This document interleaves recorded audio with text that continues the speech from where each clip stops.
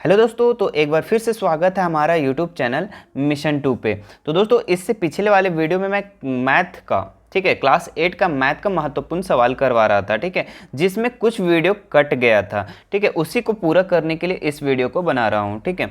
तो अगर आप उस वीडियो को नहीं देखे हैं तो सबसे पहले उसे जाकर देखिए, ठीक है। डिस्क्रिप्शन बॉक्स में उसका लिंक को हम प्रोवाइड करवा देंगे, तो वहाँ से जाकर उसको सबसे पहले देखिए, ठीक है। तो जो बचा पार्ट है इस वीडियो में मैं कवर करने वाला हूँ। तो दोस्तों, आपसे रिक्वेस्ट है कि अगर आप इस चैनल पर नए हैं तो सबसे पहले जाकर सब्सक्राइब कर लीजिए और बेल आइकन बटन को प्रेस जरूर कर दीजिएगा। इससे क्या है कि हर आने वाले वीडियो का नोटिफिकेशन सबसे पहले आपको मिले, ठीक है। तो ये टर्म 2 के दृष्टि से है, ठीक है, तो आप ध्यान रखिएगा। चलिए, इसका अगला क्वेश्चन हम लोग देखते हैं। नेक्स्ट क्वेश्चन क्या था? हाँ, यहाँ क्वेश्चन क्या है कि एक शंकु, अच्छा ये वीडियो को उसमें हम करा दिए थे, ठीक है। घनाभ का पार्श्व पृष्ठीय यहाँ से करवा दे रहे हैं, ठीक है। तो यहाँ देखो क्या लिखा हुआ है, घनाभ का पार्श्व पृष्ठीय क्षेत्रफल तथा संपूर्ण पृष्ठीय क्षेत्रफल ज्ञात करना है। तो घनाभ का, ठीक है, और इसका लंबाई चौड़ाई ऊंचाई तीनों चीज दिया हुआ है। तो घनाभ का सबसे पहले पार्श्व पृष्ठीय क्षेत्रफल निकालते हैं हम लोग, ठीक है। घनाभ का पार्श्व पृष्ठीय क्षेत्रफल, तो पार्श्व पृष्ठीय क्षेत्रफल क्या होता है? 2 into L plus B into H, ये होता है, ठीक है।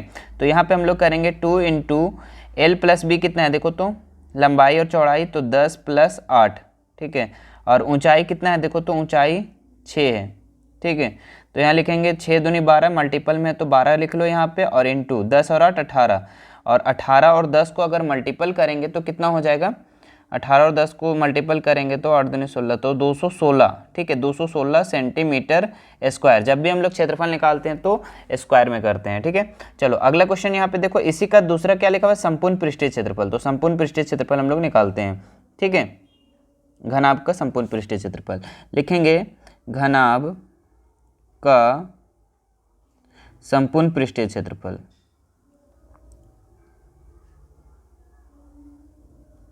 संपूर्ण पृष्ठीय क्षेत्रफल।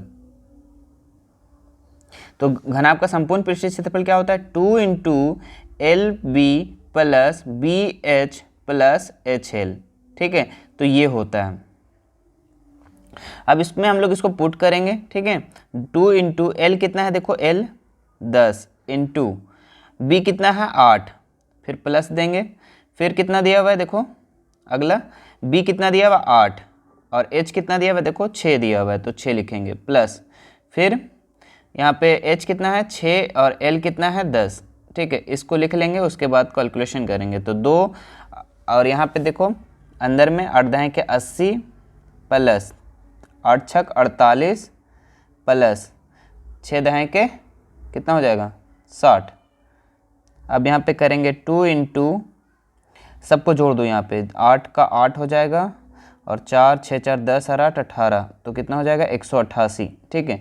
अब दोनों को जब गुना करेंगे 188 को 2 से तो कितना हो जाएगा 376, और सेंटीमीटर है तो सेंटीमीटर स्क्वायर में हो जाएगा, ठीक है। तो इस तरह से आप लोग बना सकते हैं, ठीक है। इसके बाद नेक्स्ट क्वेश्चन देखते हैं। नेक्स्ट क्वेश्चन क्या कह रहा है? हाँ, घन का पार्श्व और संपूर्ण पृष्ठीय क्षेत्रफल। देखिए इसमें दोनों चीज बोल रहा है, ठीक है, मिसप्रिंट है यहाँ पे। घन का पार्श्व पृष्ठीय क्षेत्रफल भी निकालना है और संपूर्ण पृष्ठीय क्षेत्रफल। तो आपको अगर इस तरह से क्वेश्चन आता है तो सबसे पहले आपको फॉर्मूला याद होना चाहिए, ठीक है। तो सबसे पहले लिखेंगे घन का पार्श्व पृष्ठीय क्षेत्रफल, पृष्ठीय क्षेत्रफल। तो घन का पार्श्व पृष्ठीय क्षेत्रफल क्या होता है?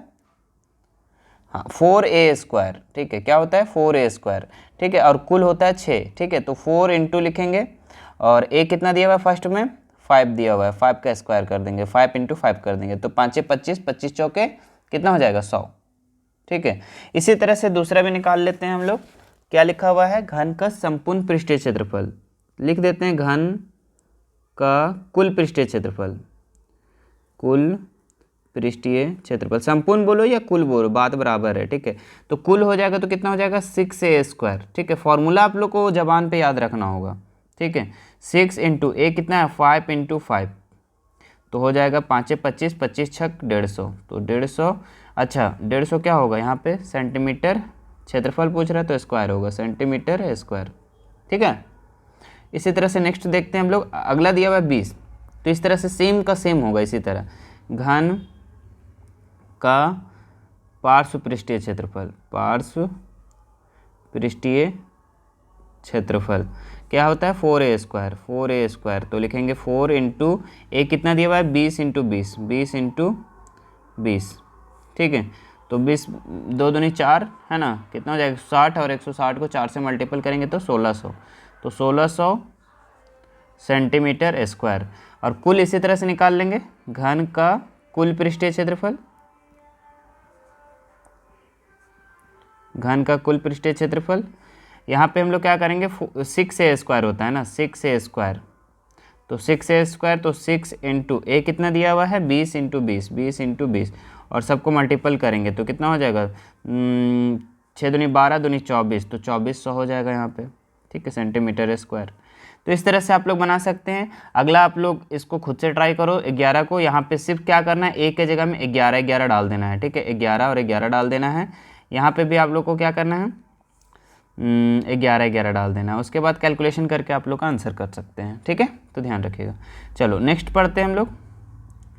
नेक्स्ट सवाल क्या है, लिखा हुआ बेलन का वक्र पृष्ठीय क्षेत्रफल तथा संपूर्ण पृष्ठीय क्षेत्रफल ज्ञात करना आप लोग को। तो बेलन का सबसे पहले वक्र पृष्ठीय क्षेत्रफल और कुल पृष्ठीय क्षेत्रफल को आप लोग को क्या करना है, फॉर्मूला को याद करना है ना। तो बेलन का वक्र पृष्ठीय क्षेत्रफल, वक्र पृष्ठीय क्षेत्रफल, तो बेलन का वक्र पृष्ठीय क्षेत्रफल क्या होता है बताओ, 2 पाई आर एच, 2 पाई आर एच। ठीक है, तो 2 इंटू पाई का मान लिखेंगे 22/7। अच्छा, अब r कितना दिया हुआ है 7 और h कितना दिया हुआ है 20, तो 7 और h के जगह में डालेंगे 20। ठीक है, उसके बाद कैलकुलेशन करेंगे, 7 से 7 कट गया। अब यहाँ पे 22 दूनी 44 और इंटू 20, तो 44 दूनी कितना हो जाएगा 88, तो कितना हो जाएगा 880 सेंटीमीटर स्क्वायर। ठीक है, तो इस तरह से बन जाएगा। अगला क्या लिखा हुआ है देखो, संपूर्ण पृष्ठीय क्षेत्रफल। ठीक है, इसी का संपूर्ण पृष्ठीय क्षेत्रफल निकालना होगा। ठीक है, तो निकालते हैं। लिखेंगे बेलन का, आप उसको नोट डाउन पहले करते जाना। ठीक है, या फिर वीडियो को पॉज करके भी आप लिख सकते हैं। संपूर्ण को हम लोग कुल लिख लेते हैं। ठीक है, कुल पृष्ठीय क्षेत्रफल, तो क्या होता है इसका, बेलन का कुल पृष्ठीय क्षेत्रफल क्या होता है 2 पाई आर प्लस एच, ये होता है। ठीक है, तो यहाँ पे हम लोग क्या करेंगे, इसको 2 इंटू 22/7 करेंगे, और r का मान कितना देंगे बताओ, r कितना दिया हुआ है 7 दिया हुआ है। अंदर में क्या लिखेंगे 7 प्लस h कितना है 20। ठीक है, उसके बाद यहाँ कैलकुलेशन करेंगे, तो 7 से 7 कटेगा सबसे पहली बात, 22 दूनी 44 हो जाएगा, और यहाँ पे अंदर में क्या होगा 7 और 20 27 हो जाएगा। और 27 को और 44 से जब मल्टीपल करेंगे तो कितना हो जाएगा 1188 सेंटीमीटर स्क्वायर। ठीक है, क्षेत्रफल पूछ रहा है तो स्क्वायर होगा। तो इस तरह से आप लोग इसको नोट डाउन कर लीजिए पहले। ठीक है, वीडियो को पॉज करके आप कर सकते हैं। चलिए अगला देखते हैं हम लोग। अगला सवाल क्या है, घनाभ का आयतन निकालें। ठीक है, तो जैसे जैसे फार्मूला बता रहे दोस्तों, तो फार्मूला आप लोग याद भी करते जाइए। ठीक है, या फिर एक जगह लिख लेना, उसके बाद याद कर लेना, उसके बाद क्वेश्चन बनाने का प्रयास करना। ठीक है, आराम से बन जाएगा, कोई हार्ड नहीं है ये।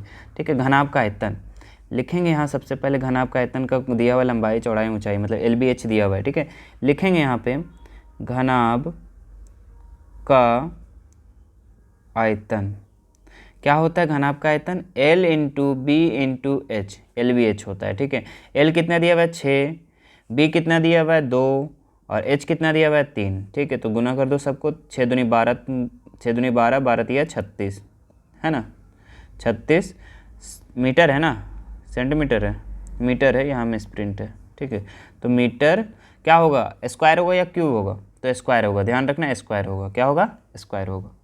स्क्वायर नहीं आयतन है ना, आयतन है तो क्यूब होगा। ठीक है, स्क्वायर तो क्षेत्रफल में होता है। चलिए मेरे से ही गलती हो गया था। चलिए आगे देखते हैं हम लोग।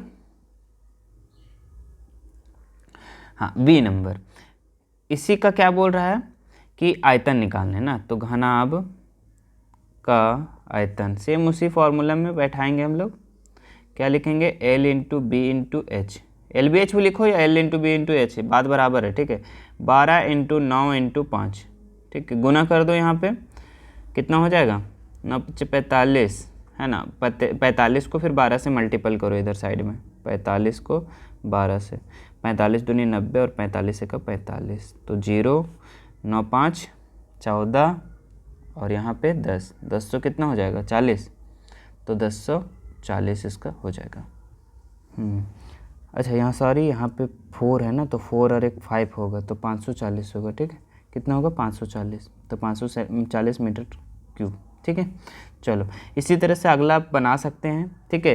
क्या करेंगे, L into B into H, ठीक है, तो 60 इंटू 45 इंटू 30 मल्टीपल कर देंगे, ठीक है, और उसके बाद आ जाएगा हमारे पास जितना, वो हम लोग का आंसर हो जाएगा, ठीक है। तो इसका आंसर आपका 80 होगा, आप चेक कर लेना बना के, ठीक है। चलो नेक्स्ट देख लेते हैं हम लोग, घन का आयतन जिसकी भुजा की माप नीचे दी गई है, ठीक है। तो घन का आयतन सबसे पहले आप लोग को याद रखना होगा, घन का आयतन क्या होता है बताओ, घन का आयतन होता है AQ, क्या होता है AQ, तो इस 7 इंटू 7 तीनों को मल्टीपल कर दो तो हो जाएगा 343 सेंटीमीटर क्यूब, ठीक है। इसी तरह से ये भी बना लेंगे, ठीक है, देख लो इसको बना ही देते हैं, लिखेंगे घन का आयतन इज इक्वल टू AQ, ठीक है।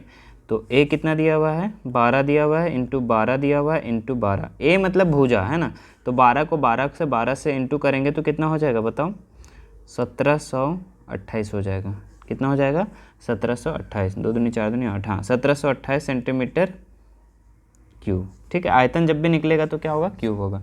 इसी तरह से आप इसको कमेंट करके बताइए, ठीक है, आप कमेंट ऐसे कीजिएगा, ठीक है, 17 का C का आंसर इतना, ठीक है। इस तरह से समझ में आता है कि आप कौन सा आंसर कर रहे हैं, ठीक है। चलो इसको तो आप कर लीजिएगा। अगले देखते हैं इसका, चलिए लास्ट क्वेश्चन है ये, हाँ, बेलन का आयतन ज्ञात करना है। तो बेलन का आयतन निकालने के लिए सबसे पहले बेलन का फॉर्मूला लिखना है आप लोग को, ठीक है। बेलन का आयतन लिखेंगे, बेलन का आयतन क्या होता है, बेलन का आयतन बताओ, पाई r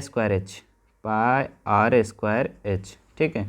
तो पाई के जगह में 22/7 डालेंगे, r के जगह में कितना डालेंगे बताओ 7, और इसका स्क्वायर है तो 7 इंटू 7, और h कितना डालेंगे 7, ठीक है। और इसको 7 से 7 कैंसिल होगा, और इसको मल्टीपल कर देंगे, कितना 22 इंटू 7 49, जब इसको मल्टीपल करेंगे तो कितना हो जाएगा हम लोग का 1078, कितना हो जाएगा 1078, ठीक है। तो ये हम लोग का क्या आयतन पूछ रहा है ना, तो आयतन पूछ रहा है तो क्यूब, क्या होगा क्यूब। चलो इसी तरह से अगला क्वेश्चन भी देख लो, क्या लिखेंगे, बेलन का आयतन